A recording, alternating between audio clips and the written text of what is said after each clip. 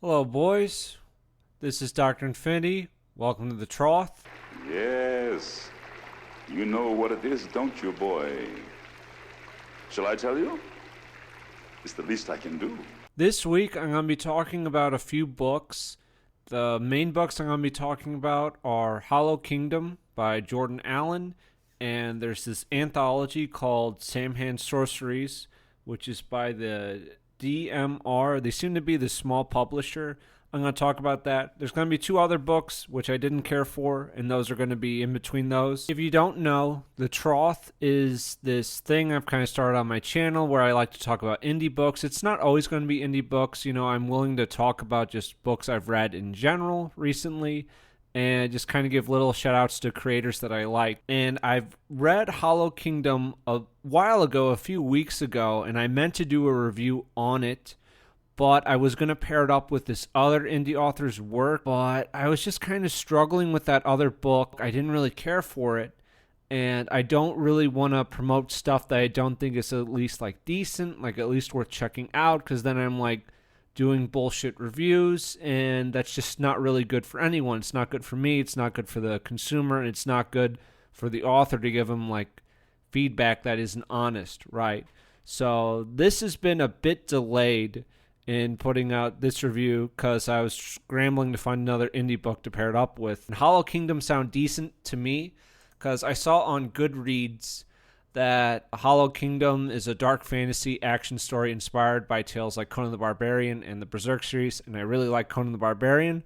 Favorite movie, or probably my favorite movie. It's up there, like probably Gattaca.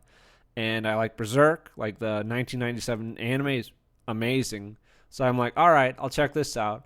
But I didn't realize at the time that he had also been featured in the Archives and in Aegon, and I've reviewed both of those anthologies on this channel, so I'm like, oh, sweet, like, this guy's cool. So I did go back to look at the stories that he'd written. He had one published in Archives in the fourth volume. So he wrote a Sentinel's Job for the Archives, and that was only like, yeah, it was like a 5-page story. I didn't really like it, but that's not really like a dig at the author. It's just because you have 5 pages, it's hard to make like any sort of impact. So I looked at that again, and didn't really care for it.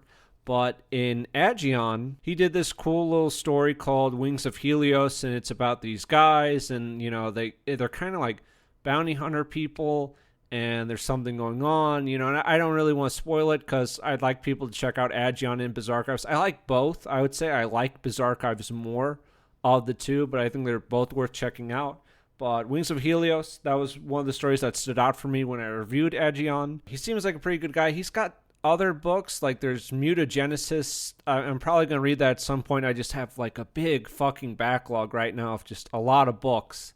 And I think he has a new one coming out, Ashes of the Necropolis. I don't think this is like a sequel to Hollow Kingdom. I don't think it is. I think it's something else, but also just like kind of dark fantasy, right? But maybe we'll review that at some point, probably. Hollow Kingdom overall, it's a recommendation. I will preface that by saying that if you're not really a fan of like pulp fantasy and that kind of style of writing, I'm going through like the big book of like Conan right now, where it's the collection of all the Robert E. Howard Conan stories. And it's like, it feels like in line with that stuff, but I know that's not for everybody. So I would say if that's not really kind of your thing, that kind of like pulp fantasy stuff, maybe this isn't for you, right? But I still think it's decent. I had some little like complaints and flaws, nothing like drastic, that I'm going to talk about in the review. I'm going to have links for the books I liked down below in the description. You can just follow those to buy them for yourself if you're interested. We're just going to get right into Hollow Kingdom.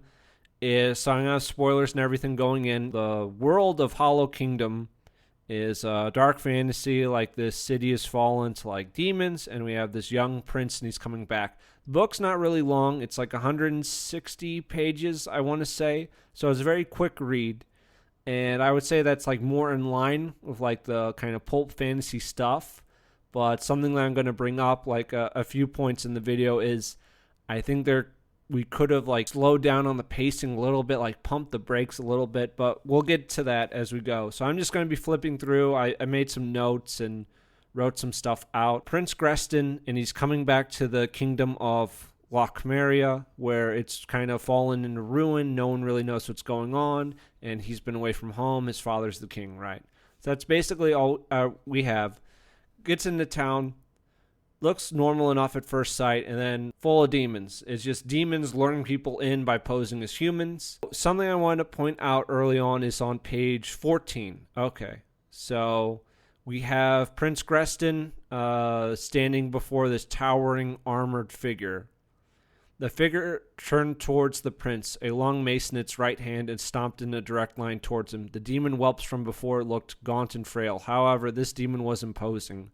It stood at nearly 7 feet tall and wore dark metal armor, though through the slits in its helmet, its eyes glowed red, while 2 horns protruded from gaps at the top. One thing that kind of like happens a bit throughout the book is, however, this demon was imposing. And then the author goes on to describe why the demon's imposing. It's very tall. It's wearing this dark armor. It has red glowing eyes. It has horns. It has a giant mace. It's advancing on him.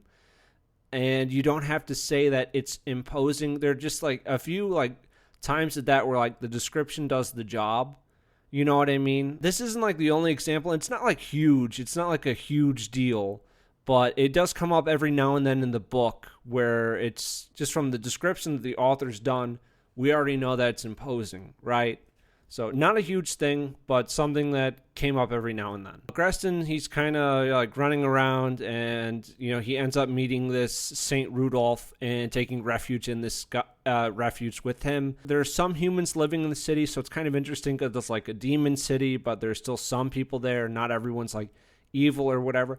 I will say that the book feels somewhat video gamey, and I don't know if that's necessarily a bad thing. But that's kind of how it felt to me, where it's defeat these 4 demon bosses. You have your safe point here with Saint Rudolph, and then you kind of exit it to go do an adventure or something.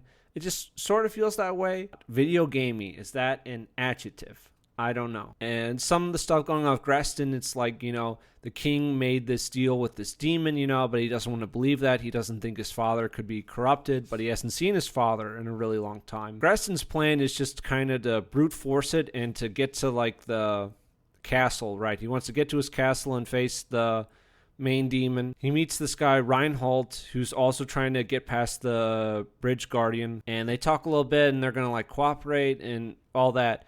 On page 35, here's another example. We're describing this bridge guardian who's this just massive demon golem monster, right? Near the bottom. The armor was made of a rough gray stone, and his hands were shaped like hammers. Being crushed under the hammers would be deadly, so losing sight of his hands could be a fatal mistake. We know that, right?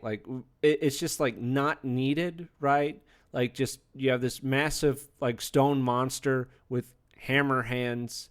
We know that they're deadly. I don't know if that's just me being petty, or I hope that doesn't come across as petty, but it's just something that I've noticed. Okay, so page 36, something else. So they've been fighting the bridge guardian. Reinhold raised his weapon and stabbed the giant in the eye, and it stood up in pain. The bridge guardian flailed for a moment, and Greston sees the opportunity to attack it again. This scene felt a little stiff here, it stood up in pain, leapt up in pain, it stomped, it roared, it cried out.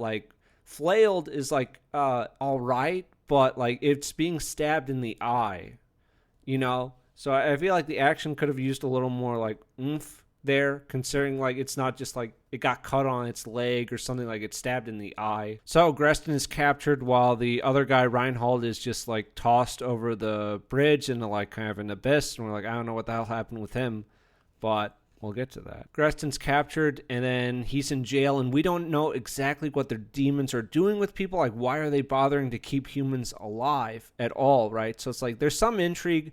I like that. And even Greston in chapter 4, he questions, why are we being kept alive? Sir Brand says humiliation, but it's what's the real purpose here? Because it feels like demons would do something more, because they're not even torturing him.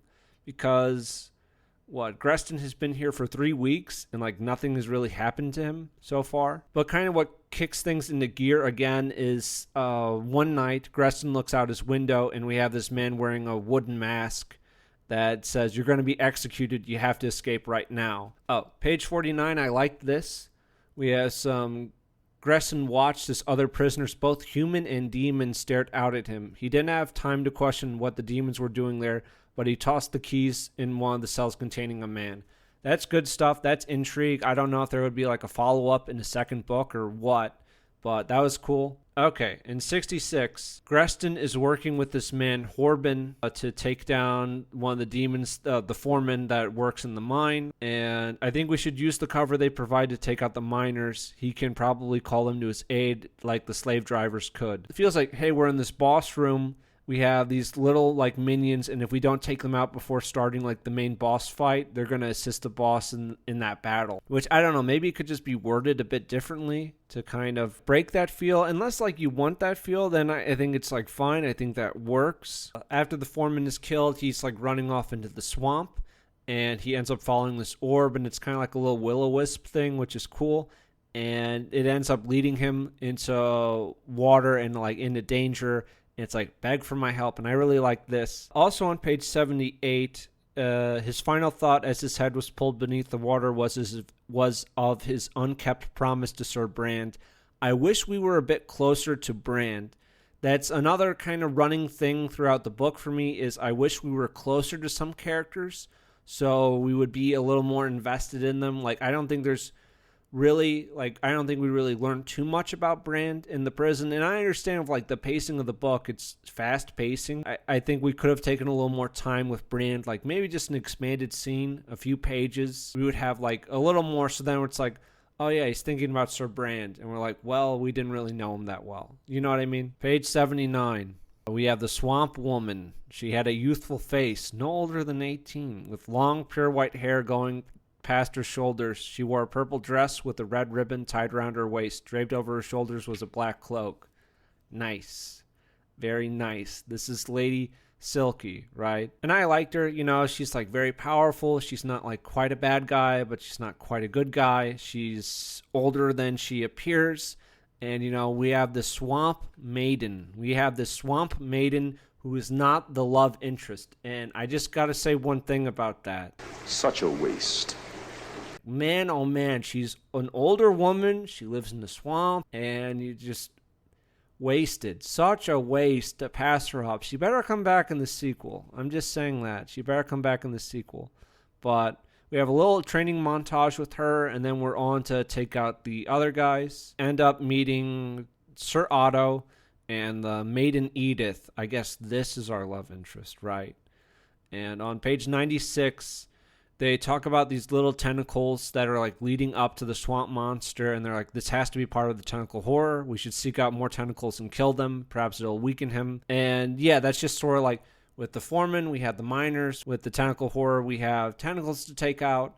So it's just like little objectives. 108, we got some good intrigue with Herm, where he talks about just being a phantom and that he was supposed to be protected from Zagareth, but it imprisoned him in ways that you can't really imagine. He's cool. He's just like floating in the background. It's like, you know, it wasn't really like a shock to me that Herm was his brother, because we know he has a missing brother and he hasn't found him yet. And I was like thinking it's going to be someone, right? And Herm is one of the few guys that we've like spent time with, so it kind of feels like it has to be someone important. Man, I don't think it's like bad, but maybe some of the other characters, if they were built up a little more mysterious, then it's obvious that like it has to be Herm, right? Like Herm has to be his brother. It could have been like someone else.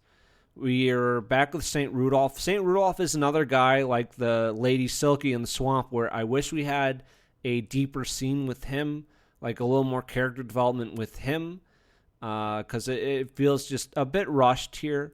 A bit rushed with him, where it's like, yeah, I could just use another scene. St. Rudolph reveals that Reinhold is actually Greston's first cousin, and there's something going on with like the demons targeting the nobility as well, so like there's other intrigue, but it's just like there's something going on with the demons. There's some cool stuff going on there, because like it seems like not all the demons are on the same page exactly, and they're targeting the nobles, and there's stuff going on. I like this on page 122. Silent invaders and parasites sucked on the blood of this city and left it a husk, leaving the citizens to become strangers in their own country. Very nice. Page 130, Reinhold and Greston have met up again to face the Bridge Guardian. They defeat the Bridge Guardian, but Reinhold is evil, and he doesn't know exactly when he made a deal to save himself when he got tossed off the bridge in the first battle, or he did it later on. So it's kind of another thing with Reinhold where he has to kill his first cousin, but he doesn't really have any memories with them, growing up. And we also didn't have too much time together in this book. So when Greston falls to his knees and lets out a yell and he's saddened by his death, I kind of wish, hey, we could have used a scene. We could have used a little more time with Reinhold to get a little more depth out of him. Page 136, he's walking through the castle, and he's talking about some of the rooms. He wanted to see the rooms that he would play in with his brother, the rooms he would be given lectures in by his father, and the rooms he would be comforted in by his mother. It brought him some peace in this hellscape. But I could use a more concrete memory here, right? Just something where it's he gets maybe a little lost in a room, and he has a very concrete thing where it's there's him, there's his brother, and it's just his family, instead of just these, something a little more, so it could be a little more sad when it's he has to confront this demon wearing his father's face, his brother's the Phantom, and he's not sure if he can really save him. And then we have the final confrontation with Zagareth, where, he makes his evil villain offer. It's you can be a demon, you can be this great general, yada yada. Obviously he can't give in. And Greston has a good comeback, It's a facade. You have taken a beautiful kingdom and hollowed it out. Hollow kingdom? You are ruin. You are destruction. I will have no part of it. It's good. It's good stuff. They have a good little fight there. I like this fight. His brother, Gurmond, is no longer a phantom. That curse is broken. And Gurmond is going to start repairing the city and start building it back, while Greston has to take Maiden Edith to the Isle of Green, and it seems like they're probably going to get together. And I'm just throwing it out there, again. There's a perfectly fine older woman in a swamp, Lady Silky. Anybody else wanted to see more of Lady Silky? I guess that's just me, but whatever. Such a waste. Overall, I like it. I understand, with Pulp, it's kind of quick pacing, but I feel if we could just slow down at certain parts, like St. Rudolph, give me a little more of Reinhold, give me a more concrete memory at the end when he's going through the rooms, so it has a little more of an impact, when he's facing his father. And yeah, I could use just some scenes like that. I don't know about the whole video gamey thing, but it's just something that I noticed. I feel that could be swapped up a bit. I think if you just kind of change some of the wording with it, it would feel a little more natural, or just it fits a bit better, instead of it kind of feels like you're describing how you would beat a video game boss, with the foreman, with the tentacle horror, and sort of that. But overall, I like it. I want to say I like it, and I'm going to check out other works by this author. And the criticisms that I brought up are just criticisms. I wouldn't be reviewing the book if I didn't think it was decent, at least worth checking out, or maybe checking out other stuff by the author, because I think there's something there. And I don't regret reading the book. Anyways, very quickly, I'm going to talk about two books that I really did not like. The first one is Rock City. This is going to be a minute review. And Rock City is about this really poor town in North Carolina. And it's about some kids, and there's some opioid addiction and some other crime and whatever. But it's basically kind of Train Spotting, if you know that movie. And it's just it's all right. But I really the main character, he does a good job with the author does a good job with voice, right? He has a good way with voice, but the characters are just really unlikable and bad people, because they're just junkies and just kind of shitty people, and you don't really want to see them succeed, and or not succeed, but it's you want them to make reparations for the shit that they've done. And the author just comes across as junkie Holden Caulfield, just very above everyone. And I just really didn't like kind of his attitude. That's not really a recommendation. So Rock City by J.D. G.D. Bolin, not really a recommendation. Caesar's Commentaries, The Gallic Wars. This is dry. This is a really, really dry military text. I like history books. I like ancient Rome, all of that. But this is just a bit too dry for me. I ended up listening to it through an audiobook. I liked it.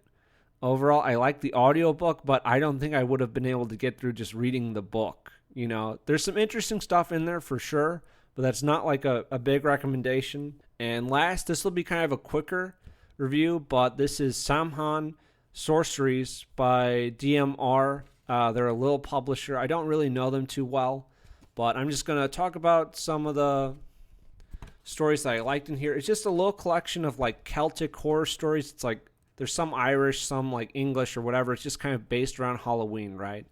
I'll say the first story, Night of the Burning Ghost. I don't really like this as the front runner for the anthology. I don't really like it because there's like too much in here. There's like too many characters, because this story is like, it's kind of like a serial where it's like, it seems like there are a bunch of other stories along with it. And I don't really like that. It feels like there's just too much in here, and this should not have been the front runner. And it's like, hey, if this is like a popular serial and a lot of people buying Samhain Sorceries know about that, that's fine, but I still don't think it should be the front runner for the anthology. The Black Cat of Barrowburn, I like this. This is just, yeah, there's like a little demon cat. There's some other stuff going on. House of the Dark One, this is one of the good ones. This is a really solid one where it's this guy's sister has been captured by, I think it's Don, right? That's the Irish god of the dead. Yes, Don the Dark One. And so he has to go rescue his sister and travel to the other world to do it. That was good. Eye of Baelor. This was a really great one. This is a really great one with some Vikings, and they're in the Orkney Isles, and they have this magic, and he has this magic demon sword, and it's like fucking sweet, man. It's really sweet. This is some good dark fantasy. And I was a little sour on this anthology to start off with. I think the first story wasn't great. And then the next few were just like all right. So I'm like, I don't know if this anthology is for me. But like towards the end, it was just like banger after banger after banger. You know, just really great stuff. So Hole in the Tree. This is a really good recommendation. We have another kind of like magic sword story. There seems to be a running theme. But another kind of magic sword thing. It's very cool, and you could like even see this being a part of like a larger serial. Eye of Baelor, which is neat. Ooh, the Raid into Onwin. This is my favorite. Like if you're interested in like kind of Celtic stuff and like kind of dark fantasy stuff, this is fucking great. This was amazing. Really, really, really, this is really good. You know, if you just want to like buy for one thing, because I'm also buying. Like, I like this so much that I'm buying, like, another collection that this author, Harry Piper, did, just based on this story alone. Basically, I think they're in, like, the Welsh version of Hell, and it's, like, this band of warriors that are going to go bring back their lord from the dead, and they're just, like, battling these, like, Welsh monsters and shit. It's fucking awesome. This is really awesome stuff. And it's, like, if like half of his other stories are as good as this, then that's great. That is awesome for me. The Barrow King's Bride. This is the last one in the anthology. These two characters they're highwaymen, and they end up interrupting these guys that were carrying this maiden away to like sacrifice her in this ritual thing. And then there's something going on with like reviving this old king and stuff like that. It's cool. Basically, Samhain Sorceries.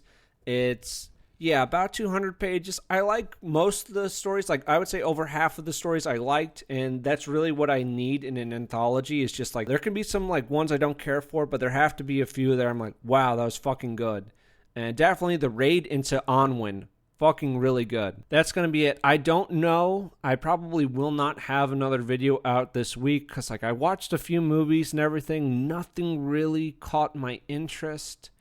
And I just want to have like a better, like, I just want to talk about stuff that I'm more interested in rather than stuff I don't really care about. Probably nothing on like that in terms of media. I'm still kind of going through some more indie books so I can have another kind of Trough video next week, you know.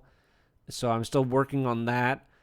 If you're newer to the channel, I have some other like book reviews on here. If you're here for that, I also cover other media. I talked about why I hate Alan Moore, and we do not like him on this channel. In my League of Extraordinary Gentlemen review, I'm not a fan. And yeah, there's also some shit posting and whatever. But anyways, I just want to say, check out Hollow Kingdom if you like kind of pulp fantasy, dark fantasy stuff.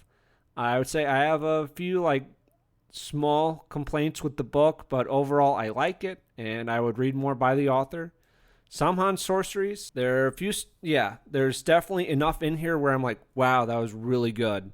To where I recommend it as an anthology. Like if you like the Bizarre Archives, if you like Agion, I think it's worth checking out. I don't love every story in there, so I'm not endorsing all of them, but definitely like a few that the ones that I mentioned, I think they're at least like pretty decent to like really good. So check that out if you're interested. I'll try to have another like kind of Trough video next week, but I'm just kind of a little caught up with everything right now. Anyways, thanks for watching. Dr. Infinity out.